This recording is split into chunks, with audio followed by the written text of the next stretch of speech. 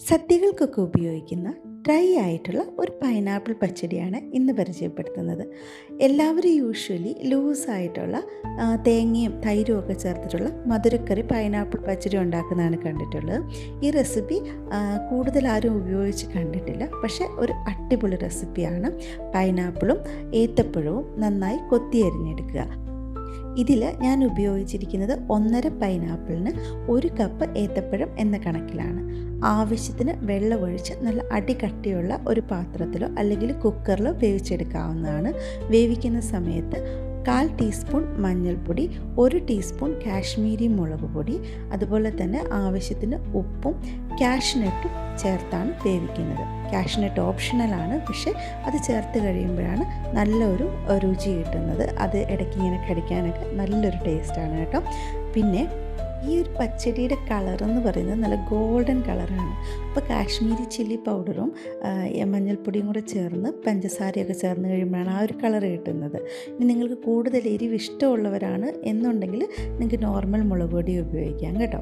അടച്ച് വെച്ച് നല്ലവണ്ണം വേവിച്ച് വെള്ളമൊക്കെ വറ്റി ഇതുപോലെ ഡ്രൈ ആയ ശേഷമാണ് നമ്മൾ ഇതിലോട്ട് പഞ്ചസാര ആഡ് ചെയ്യുന്നത്. 1/4 കപ്പ് മുതൽ 1/2 കപ്പ് വരെ പഞ്ചസാര ആഡ് ചെയ്യാം. അത് നിങ്ങളുടെ ആ ഒരു ഇഷ്ടത്തിന് കൂടുകയോ കുറയ്ക്കുകയോ ചെയ്യാവുന്നതാണ്. ആ ഒരു പഞ്ചസാര ആഡ് ചെയ്യുമ്പോൾ വീണ്ടും ഇതൊന്നും കൂടി ലൂസാവും. ആ വെള്ളവും കൂടെ വറ്റിച്ച ശേഷമാണ് നമ്മൾ കടുക് വറുത്ത് ചേർക്കുന്നത്. കടുകും വറ്റൽമുളകും കറിവേപ്പിലയും കൂടെ താളിച്ച് ഈ ഒരു ഡ്രൈ ആയിട്ടിരിക്കുന്ന പച്ചടിയിലോട്ട് നമ്മൾ യോജിപ്പിക്കുകയാണ്. അതിന് ശേഷമാണ് നമ്മൾ നാളികേരം ആഡ് ചെയ്യുന്നത്. നാളികേരം കടുകുമായിട്ട് ചതച്ച് നിങ്ങൾക്ക് ഉപയോഗിക്കാം. പക്ഷേ പേഴ്സണലി എനിക്കത് ഇഷ്ടപ്പെട്ടത് വെറുതെ നാളികേരം ചേർക്കുന്നത് തന്നെയാണ്. അപ്പം ഞാൻ അങ്ങനെയാണ് കേട്ടോ ചെയ്യുന്നത്. പിന്നെ നമുക്കിതിലോട്ട് ചേർക്കേണ്ടത് മുന്തിരിയാണ്. യൂഷ്വലി ഈ ഒരു പച്ചടിയിൽ റോസ് കളർ മുന്തിരി കഴുകി തുടച്ചാണ് ഉപയോഗിക്കുന്നത്. അത് നമ്മൾ വേവിച്ചെടുക്കുന്നില്ല.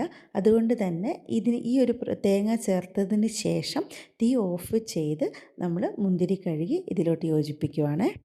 ഈ ഒരു റെസിപ്പി നിങ്ങൾ ഇതുവരെ ട്രൈ ചെയ്തിട്ടില്ലെങ്കിൽ എന്തായാലും ഒന്ന് ട്രൈ ചെയ്ത് നോക്കണം.